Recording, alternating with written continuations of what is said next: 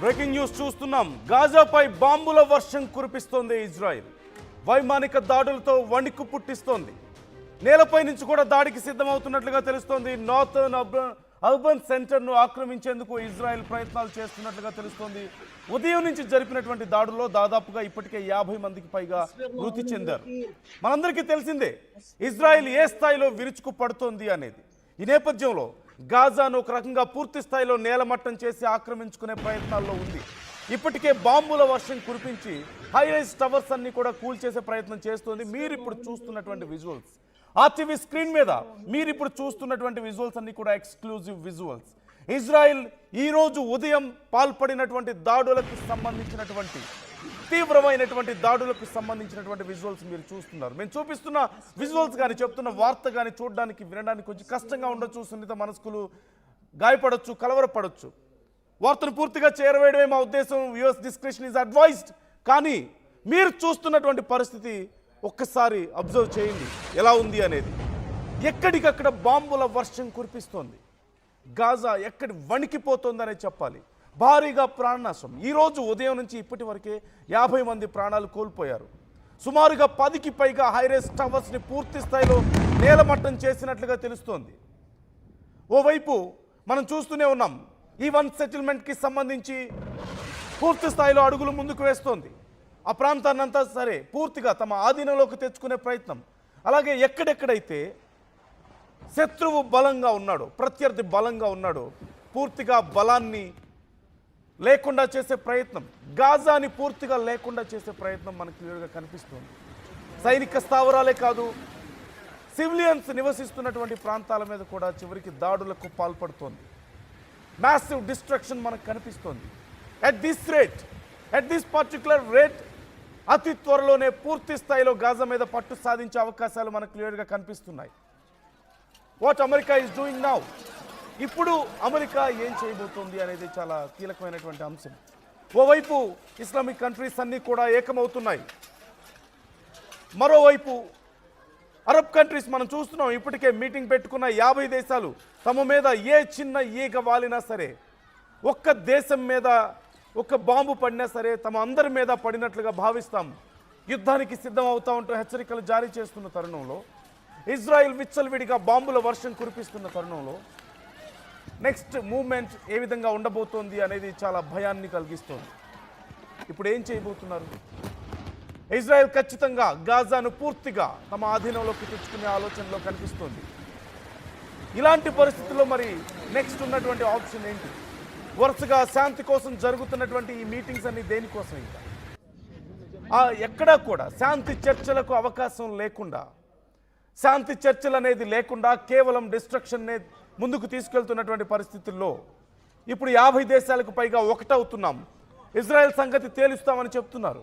కానీ ఈలోపే జరగాల్సిన నష్టం జరిగిపోతే, వ్యాపార పరంగా ఆ దేశంతో ఉన్నటువంటి సంబంధాలను మేము తెంచుకోవడానికి సిద్ధమవుతున్నామంటూ ఆ దేశాలు చెప్తున్నాయి. ఇస్లామిక్ కంట్రీస్ ఏకమవుతున్నాయి, అరబ్ కంట్రీస్ అన్ని ఏకమవుతున్నటువంటి పరిస్థితుల్లో ఇజ్రాయెల్తో ఉన్నటువంటి వ్యాపార సంబంధాలను తగ్గించుకుంటాం. ట్రంప్ ఏదైతే రష్యాని దెబ్బ కొట్టడానికి ఒక ప్లాన్ని ఉపయోగించుకున్నాడో ఆ ప్లాన్ని మేము ఉపయోగించుకొని ఇజ్రాయెల్ని దెబ్బ కొడతామని చెప్తున్న నేపథ్యంలో, బట్ ఈలోపే జరగాల్సిన నష్టం జరిగిపోతే మనం చూడొచ్చు. స్క్రీన్లో మీరు చూస్తున్నారు. ఒక్కసారి ఆ విజువల్స్ మీరు చూడండి. ఎంత భయాందోళనలో ప్రజలు ఉన్నారు. All those are civilians. అవేవి కూడా సైనిక స్థావరాలు కాదు, మిలిటరీ స్థావరాలు కాదు. సామాన్య ప్రజలు, మీలాంటి నాలాంటి సామాన్య ప్రజలు ఉండేటువంటి అపార్ట్మెంట్స్, హౌస్, వాటి మీద వరుసగా బాంబులతో విరుచుకు పడుతున్న నేపథ్యంలో, సివిలియన్స్ ప్రాణాలు కూడా తీస్తున్నటువంటి నేపథ్యంలో ఇజ్రాయెల్ని ఆపడానికి ఏ శక్తి ఇప్పుడు ముందుకు రావాలి? ఈ 50 దేశాల నెక్స్ట్ ప్లాన్ అతి త్వరలోనే అమలు చేయాల్సిన అవసరం ఉందా? ఒక్కొక్క రోజు ఒక్కొక్క గంట లేట్ అయ్యే కొద్దీ అనేక మంది, 100ల మంది ప్రాణాలు గాలిలో కలిసిపోతున్నాయి. భారీగా ఆస్తి నష్టం సంభవిస్తోంది. అమెరికా ఇప్పుడు ఏం చేస్తుంది? ప్రపంచంలో శాంతిని నేను నెలకొల్పుతానని చెప్తున్నటువంటి ట్రంప్ ఇప్పుడు ఎందుకు ఇజ్రాయెల్ని కంట్రోల్ చేయలేకపోతున్నారు? ఇజ్రాయెల్ని ఇంకా ఎందుకు ఎంకరేజ్ చేస్తున్నారు?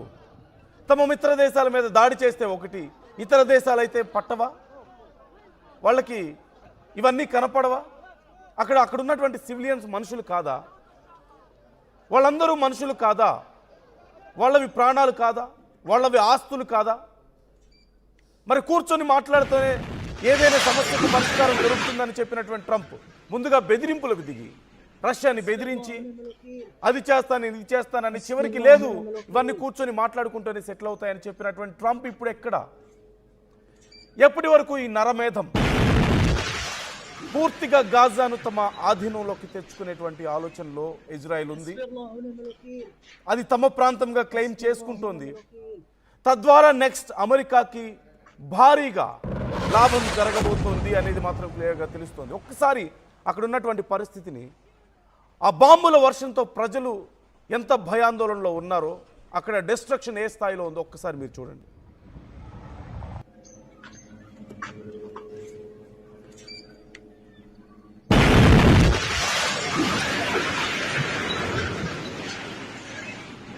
حسبي الله ونعم الوكيل. حسبي الله.